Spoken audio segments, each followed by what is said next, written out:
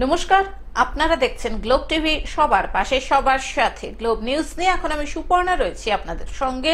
এক নজরে দেখে নেব আজকের বিশেষ বিশেষ খবর। ট্রেনে চেপে প্রচারে রচনা ব্যানার্জি, নির্বাচনী প্রচারে মিঠুন চক্রবর্তী, তৃণমূল ও কংগ্রেস কর্মীদের সংঘর্ষ, ইভিএম মেশিনে সমস্যা, ভোগান্তির শিকার মানুষ, যোগা প্রদর্শনীর আয়োজন। আসছি বিস্তারিত খবরে। ট্রেনে চেপে প্রচারে রচনা ব্যানার্জি। হুগলির ব্যান্ডেল থেকে ট্রেনে চেপে চন্দননগরে প্রচার সারলেন হুগলি লোকসভা কেন্দ্রের তৃণমূল কংগ্রেসের প্রার্থী অভিনেত্রী রচনা ব্যানার্জি। নিশ্চয়ই ওনার সঙ্গে আমরা অনেকদিন ধরেই আছি। ওনাকে আমাদের খুবই পছন্দ, উনি আমাদের পছন্দের মানুষ। এই অভিনব প্রচার কর্মসূচিতে ট্রেন যাত্রীরা সকলেই খুবই অভিভূত। প্রায় 40-45 দিন হয়ে গেল কাজ করছি এবং আমার ইচ্ছে ছিল যে সবসময় তো পথে ঘুরছি, একটু ট্রেন যাত্রীদের সাথে দেখা করি। কারণ দেখো, আমি যখন প্রচারে যাই, যারা দৈনন্দিন যাত্রা করে অন্যান্য জায়গায় যান কাজ করতে, তারা তো সবসময় আমার সভায় বা আমার রোড শোতে আসতে পারেন না। তো আমার ইচ্ছে ছিল সবার কাছে পৌঁছানোর। তো তাই জন্য ভাবলাম আজকে ট্রেন সফর করবো, যাতে কিছু মানুষের কাছে হলেও যেতে পারি। চেষ্টা করলাম ওই দৌড়ে দৌড়ে যতটা পারি বিভিন্ন কম্পার্টমেন্টে গিয়ে সবার সঙ্গে দেখা করার। এটা আমার ইচ্ছে ছিল, তাই করলাম। সবার সঙ্গে অ্যাটলিস্ট, তারাও তো নিত্য প্রয়োজনীয় যাত্রী, তাদের পাশেও তাদেরও ইচ্ছে করে দেখা করা, তাই জন্য তাদের কাছে গিয়ে দেখা করে এলাম। লকেট চ্যাটার্জিও ট্রেনে প্রচার করেছে। আমার দেখে এটা করেছে। কেউ কাউকে দেখে কিছু করে দাদা? দেখে করার তো কিছু নেই। ট্রেন যাত্রীরা প্রতিদিন ট্রেনে সফর করছে, তাদের সঙ্গে সর্ব জায়গায় আমরা প্রচারে যাচ্ছি। আমরা রাস্তায় প্রচার করছি, আমরা বাজারে গিয়ে প্রচার করছি, আমরা ট্রেনে উঠেছি, তাতে কি অসুবিধা আছে? সেখানে লকেটে উঠতে পারে, অসুবিধা নেই। আমি গঙ্গা পক্ষে গঙ্গা আরতি করেছি, তো সেখানে আমি সেটা আনন্দ করে করেছি। ওপরে করে প্রচার করেছি জলের ওপরে। আমরা গঙ্গা আরতি করেছি, গঙ্গাকে শ্রদ্ধা জানিয়ে। সেরকম যে যেরকম ভাবে পারছে করছি। প্যান্ডেল থেকে চিত্র স্টেশন পর্যন্ত ট্রেনে জার্নি, কতটা কি অনুভব? অনেক ভালো লাগলো। ব্যান্ডেলসরা যেখানে বসে, যারা হাওড়াতে মাল টাল নিয়ে যান, তাদের সাথেও কথা বললাম। প্রচুর জিনিসপত্র নিয়ে তারা প্রত্যেকদিন কষ্ট করে যান। হুগলি থেকে কৌশিক ঘোষের রিপোর্ট, গ্লোব নিউজ। নির্বাচনী প্রচারে মিঠুন চক্রবর্তী। পূর্ব মেদিনীপুর মহিষা দলের বেতকুণ্ডু অঞ্চলের দাঙ্গা মোড়ে তমলুক লোকসভা কেন্দ্রের বিজেপি প্রার্থী অভিজিৎ গাঙ্গুলির সমর্থনে নির্বাচনী প্রচারে এলেন অভিনেতা মিঠুন চক্রবর্তী। জনসভায় মিঠুন চক্রবর্তীকে দেখতে ভিড় করেন বহু মানুষ। গতকাল বিকেল 3টের সময় সভায় উপস্থিত হন মিঠুন চক্রবর্তী। এলাকার মানুষদের বিজেপির পাশে থাকার কথা বলেন। এর পাশাপাশি বলেন, বিজেপি এলে অনেকটাই ভালো হবে, আপনারা সকলেই নাগরিকত্ব পাবেন। একটাই কথা, 100 দিনের কাজের টাকা দিচ্ছে না। এই টাকা বিজেপির টাকা নয়, আমার আপনার ট্যাক্সের টাকা। ক্যাগ বলে একটি সংস্থা আছে, যারা দেশের বিভিন্ন রাজ্যের হিসাব দেখান। তারাই এই রাজ্যের হিসাবে সন্তুষ্ট নয়। তারা বলে দিয়েছে এই রাজ্যকে টাকা দেওয়া যাবে না। এতে বিজেপির কি সম্পর্ক?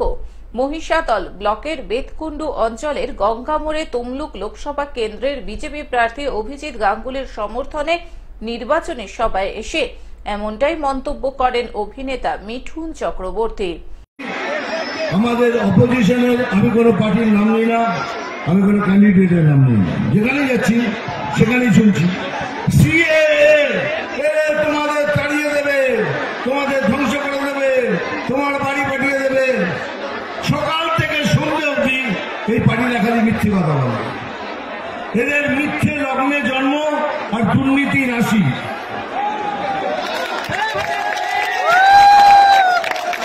মিথ্যে লগ্নে জন্ম আর দুর্নীতি রাশি এদের। সকাল থেকে সন্ধ্যে অবধি মিথ্যে কথা বলে। সিএএ এটা নাগরিকত্ব দেওয়ার আইন, নাগরিকত্ব ছিনিয়ে নেবার আইন নয়।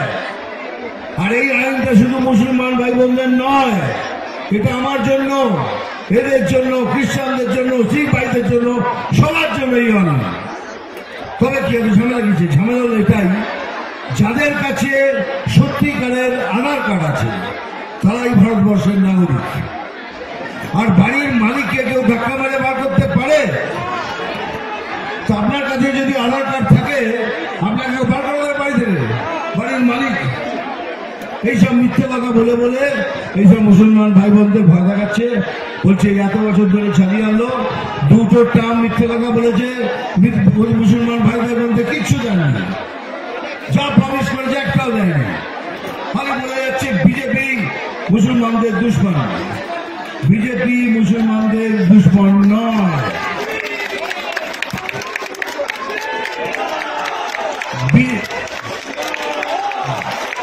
বিজেপি দুশ্মন নয়। আর এইটা বলে বলে সবাইকে এইটাই বলাচ্ছে বিজেপি এলে এই করে দেবে, এই করে। বিজেপি এলে একটাই ভালো হবে, আপনারা সবাই নাগরিকত্ব পেয়ে যাবেন। এটা আমি চ্যালেঞ্জ করছি আপনারা। আর এটা যদি আমি ভুল বলে থাকি, তাহলে এই তলাতে এখানে এসে সবাই থুতু ফেলবেন, আর আমি সেই থুতুটা চাটবো যদি মিথ্যে কথা বলে থাকি। কারোর ক্ষমতা নেই আপনার কাছে আসলি, মানে সত্যিকারের জালি নয়, সত্যিকারের আধার কার্ড থাকলে আপনাকে এই দেশ থেকে বার করে দেবে। আমি একা দাঁড়াবো তোমাদের সাথে, চ্যালেঞ্জ করে বলে দেবো। তারপরে দেখুন সকাল থেকে সন্ধ্যা অবধি একটাই কথা, 100 দিনের টাকা দিচ্ছে না, 100 দিনের টাকা দিচ্ছে না। 100 দিনের টাকাটা কার? বিজেপির? এটা আপনার আমার ট্যাক্সের টাকা, বিজেপি কি করে দেবে? বিজেপির কোনো কানেকশন নেই। একটাই আছে, একটা এজেন্সি আছে, তার নাম হলো ক্যাগ, CAG ক্যাগ। তারা সমস্ত রাজ্যের হিসেব দেখেন, হিসেব পাস হলে পরে তারা লিখে দেন এই রাজ্যে এত টাকা দিন। পশ্চিমবঙ্গের সবকিছু দেখার পর ক্যাগ লিখেছে এদের হিসেব মিলছে না, এদের এখন টাকাটা স্থগিত করা হোক, দেওয়া হবে না। সেই জন্যই 100 দিনের টাকা দেওয়া হচ্ছে। সে তার সাথে বিজেপির কি আছে? সেটা ক্যাগ লিখে দিক, কালকে আমাদের টাকা পেয়ে যাবে। পূর্ব মেদিনীপুর থেকে মানুষ আদকের রিপোর্ট, গ্লোব নিউজ। তৃণমূল ও কংগ্রেস কর্মীদের সংঘর্ষ, বরঙায় কংগ্রেস এজেন্টকে বুথে বসতে বাধা তৃণমূলের, এমনটাই অভিযোগ এলাকাবাসীদের। ঘটনায় ধুন্ধুমার পরিস্থিতির সৃষ্টি হয় এলাকায়। বহরমপুর লোকসভার 51 ও 52 নম্বর বুথ বরঙা বিধানসভার অন্তর্গত হরিবাটি গ্রামে কংগ্রেস এজেন্টকে বের করে দেওয়া নিয়ে তৃণমূল ও কংগ্রেস কর্মীদের সংঘর্ষে ধুন্ধুমার কাণ্ডের সৃষ্টি হয় বরঙায়। পরবর্তীকালে পুলিশ ও কেন্দ্রীয় বাহিনী পৌঁছে পরিস্থিতি স্বাভাবিক করে। বেঙ্গল পুলিশ, হ্যাঁ, আসে যা ইচ্ছা তাই কিছু বেঙ্গল পুলিশ, তাদের যাই মানে শাসক দলের যা অবস্থা সেই অবস্থায় কাজ করছে তারা। তাদের আবার কি করার আছে? তারা তো শাসক দলের হিসাবেই কাজ করবে। বুথে কেন্দ্র বাহিনী একটাও দেখতে পাইনি, কেন্দ্র বাহিনী নাই। কি নাম? আমার নাম জালালউদ্দিন শেখ। কি দেখলেন এখানে? এইখানে মানে আমাদের এজেন্টকে জোর করে তুলে দিয়েছে, পুলিশ কিছু বলে না। অভিযোগ জানাননি নির্বাচন কমিশনকে? হ্যাঁ বলেছে, এত করে জানানো হলো। মুর্শিদাবাদ থেকে রক্তিম সিদ্ধান্তের রিপোর্ট, গ্লোব নিউজ। ইভিএম মেশিনের সমস্যা, ভোগান্তির শিকার মানুষ। ইভিএম মেশিনের সিগন্যাল সমস্যা থাকার জন্য মানুষদের ভোগান্তির শিকার হতে হয়েছে পলসোনা শিশু শিক্ষা কেন্দ্রে। কাটোয়া 2 নম্বর ব্লকের পলসোনা শিশু শিক্ষা কেন্দ্র 247 নম্বর ভোট গ্রহণ কেন্দ্র। এইখানে ইভিএম মেশিনের সিগন্যাল সমস্যা থাকার জন্য মানুষদের ভোগান্তির শিকার হতে হয়েছে। ঘন্টা 2.5 ঘন্টা কি মেশিনের সমস্যা ছিল? হ্যাঁ, অনেকক্ষণ বাদ তারপরে আওয়াজ হলো। নাহলে এখন দাঁড়িয়ে থাকতো তো লাইনে। হ্যাঁ, কতক্ষণ না পুলিশকে ঢুকাচ্ছে, মেয়ে ছিল দুজনকে। আর সমস্যা হয়েছে ভোট দিতে গিয়ে, বিশাল সমস্যা। এই কেন্দ্রে ভোট দিতে আসা মানুষদের সমস্যার মধ্যে পড়তে হয়েছে। লম্বা লাইনে দীর্ঘক্ষণ দাঁড়িয়ে থাকতে হয়েছে ইভিএম মেশিনের সিগন্যাল সমস্যা থাকার জন্য। কত নম্বর বুথ এটা? 247 নম্বর বুথ। কোন এলাকায় এটা? পলসোনা অঞ্চলে শিশু শিক্ষা কেন্দ্র, পলসোনা শিশু শিক্ষা কেন্দ্র। মানে কি মানুষের কি সমস্যা এখানে ভোটারদের? ভোট নির্বিঘ্নে হচ্ছে, মানুষ ভোট দিতে দেরি হচ্ছে, 2 ঘন্টা পর ভোট পাচ্ছে। বয়স্ক বৃদ্ধ অনেকে আছে, তাদের ভোট সমস্যা হচ্ছে। মেশিনে একটু সমস্যা দেখা তোমার কি প্রবলেম একটু বলো তো ক্যামেরা। আপনার নাম? আমার নাম কাশিনাথ সেন। আপনি কিছু দায়িত্ব দিন? আমি পোলিং এজেন্ট আছি 247 নম্বর বুথে। কাটোয়া থেকে রাহুল রায়ের রিপোর্ট, গ্লোব নিউজ। যোগা প্রদর্শনীর আয়োজন বালুরঘাট ত্রিধারা ক্লাবের ইন্ডোর হলে 12 মে রবিবার সকালে নবদিশা যোগা প্রশিক্ষণ কেন্দ্রের প্রথম বর্ষপূর্তি উপলক্ষে নবদিশা যোগা প্রশিক্ষণ কেন্দ্রে যোগা শিক্ষিকা মমতা অধিকারীর পরিচালনায় ও ব্যবস্থাপনায় সংস্থার শিক্ষার্থীদের নিয়ে একটি যোগা প্রদর্শনীর আয়োজন করা হয়। যোগা প্রদর্শনীতে উপস্থিত ছিলেন যোগা স্পোর্টস অ্যাসোসিয়েশন অফ বেঙ্গলের সম্পাদক পঙ্কজ ভগত, হিলির SBS গভর্নমেন্ট কলেজের অ্যাসিস্ট্যান্ট প্রফেসর অভিজিৎ সরকার, দক্ষিণ দিনাজপুর জেলা ক্রীড়া সংস্থার প্রাক্তন সম্পাদক গৌতম গোস্বামী, যোগা শিক্ষিকা মৌসুমী অধিকারী পুতুতুণ্ড প্রমুখ। যোগা প্রদর্শনীতে অংশগ্রহণকারী প্রতিটি শিক্ষার্থীকে এবং অনুষ্ঠানে উপস্থিত সকল বিশিষ্ট ব্যক্তির পাশাপাশি দর্শকদের সবাইকেই আমরা করব জয় স্বেচ্ছাসেবী সংস্থার পক্ষ থেকে চারা গাছ দিয়ে সংবর্ধনা জানানো হয়। যোগা প্রথম বছর আমরা পুষ্পমন্ডিতে খুব সার্থকতার সঙ্গে করেছি না, বলছি আমাদের কমিটি ভেঙে যাবে, নতুন কমিটি যেটা হলো তারপরে মৌসুমীর নেতৃত্বে আমরা পুষ্পমন্ডিতে করেছি।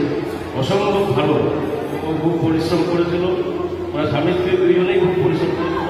আমরা একটা নতুন অধ্যায় সৃষ্টি করেছিলাম পুষ্পমন্ডিতে, যেখানে ওরা সম্ভাবনা সেখানে করেছিলাম। কিন্তু পঙ্কজের অত্যাচার খুব বেশি। পঙ্কজ সারাক্ষণই খালি এই বলুন ওরা একটা আমার ব্যক্তিগত মাফিক চলতে পারে, সেই সংস্থা সঠিকভাবে এগোবে। তার একটা মাস্টার প্ল্যান থাকবে, তার একটা নির্দেশিকা থাকবে।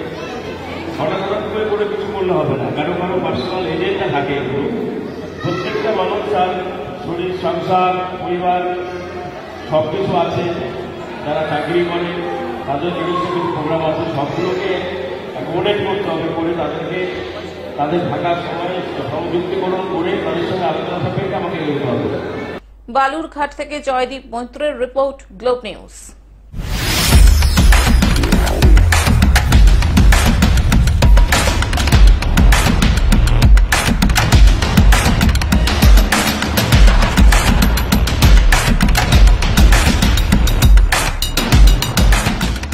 এবারও 7 দফায় দেশে লোকসভা নির্বাচন। 19 এপ্রিল থেকে আগামী 1 জুন পর্যন্ত চলবে ভোট গ্রহণ পর্ব।